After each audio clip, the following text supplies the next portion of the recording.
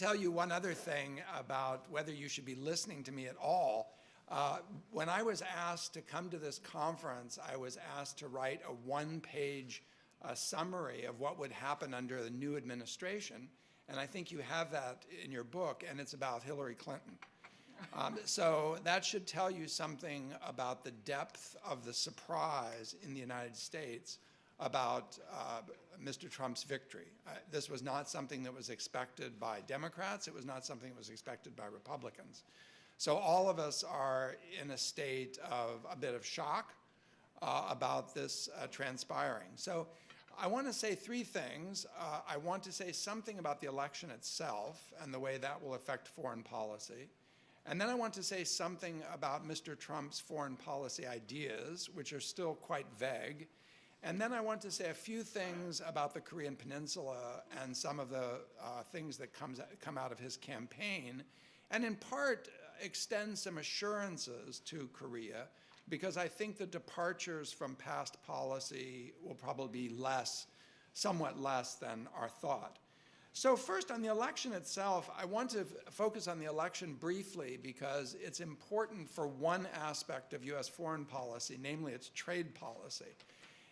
And if you followed the election closely, you notice that Mr. Trump's victory was a result of him winning Pennsylvania, Ohio, and Wisconsin. And in those states, what happened was that white working class voters, which had previously split their votes between the Republican and Democratic Party, moved to Trump very dramatically. And the reason that's important is because the ability of the United States to lead on trade issues in a Trump administration is going to be severely affected. And I would say at this juncture, TPP is probably dead. Whether he can reverse his position on it, it will be interesting to see. We've learned that Prime Minister Abe is going to visit New York to see Mr. Trump. And of course, one of the things he's going to be talking about is TPP.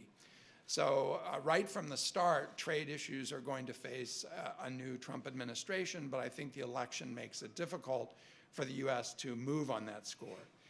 Now, I should also say that unlike Hillary Clinton, Donald Trump does not have a deep foreign policy staff, so we don't know what their views on the Korean Peninsula might be. But we do have a very important speech which he gave in Philadelphia in September, which I think outlines some of the core ideas of how he'll approach the Asia-Pacific. And what is striking about that speech is its emphasis on the buildup of the American military. This is going to be a foreign policy approach which in its first instance centers to a significant degree on expanding U.S. military spending, which has been constant in nominal dollars, but has actually fallen some under the Obama administration, partly because of the winding down of the wars in Iraq and Afghanistan, but partly because spending has been constrained.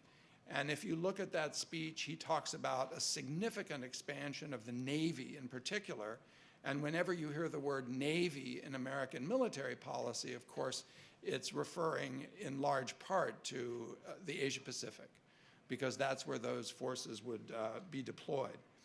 Now, a second feature of that speech, which is worth noting, is a particular attention that he put on building up ballistic missile defense capabilities. And again, this is a military point, but I think it's relevant, obviously, for the Korean Peninsula. You're likely to see a Trump administration put emphasis on cooperation between Korea, Japan, and the United States on BMD issues. And so the THAAD deployment is just the beginning of a discussion of a deeper BMD connection in Northeast Asia, as well as in Europe, I should add. Now, there's a contradictory feature to Mr. Trump's foreign policy in that he believes in a very large military, or he says he does, but it's not clear exactly how he would use it. And curiously, he's been quite cautious about foreign interventions. He's on the record as being opposed to the U.S. intervention in Iraq, though he supported it at the time. He's been critical of the Obama administration intervention in Libya. He's willing to work with the Russians on ISIS. I think he is cautious in terms of actually intervening. And so how you put together a large military buildup with caution with respect to actually intervening abroad is something that is puzzling to those who are watching what he said. Now, we do have several hints. Two of his advisors wrote a piece 3 days ago in Foreign Policy that talked about some of his ideas, and those ideas were critical of the pivot to Asia, in part because it wasn't muscular enough. And so, for example, this article criticized the way that the Obama administration had handled Scarborough Shoals, and it even talked about arming Taiwan more aggressively. So we see a large military buildup, caution with respect to intervention, but then on the other hand, a willingness to be somewhat more forward on issues in the Asia-Pacific. Now let me say just a few more things that come out of the campaign, and frankly, these are by way of assurance to our allies. Number one, there were casual comments made during the campaign about nuclear weapons, and it's important to recognize that Mr. Trump himself later denied that he had made those comments. And he did in fact make them, but the fact that he denied that he made them means that the US will continue to expect that Japan and South Korea abide by their commitments under the Non-Proliferation Treaty. A Trump administration is not an invitation to create nuclear-armed Japan or South Korea. Second, on the alliances themselves, I think that Trump is a businessman and he likes to portray himself as a bargainer.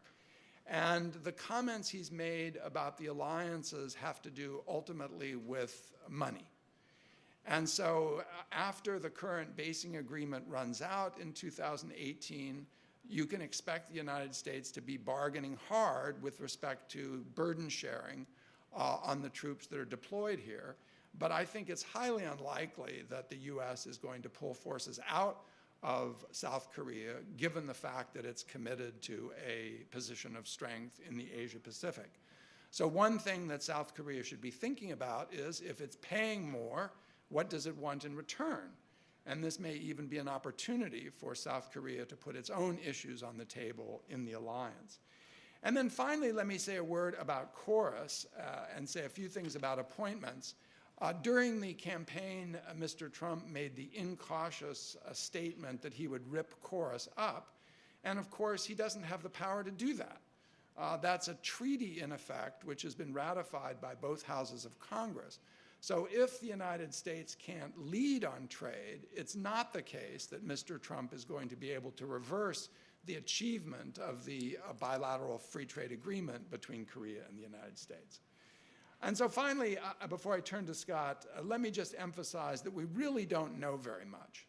As I said, with the Hillary campaign, we have a strong list of Asia people. We know who they are. We know what they think. And it would have likely been a significant continuity with the past.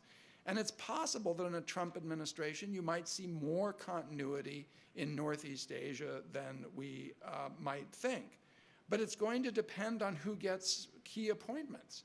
It makes a big difference if John Bolton is the Secretary of State. That would have big implications for Korea compared to, let's say, a more moderate choice.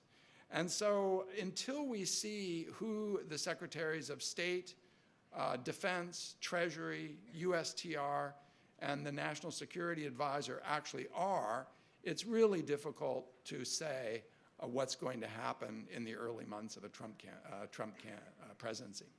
Thank you very much.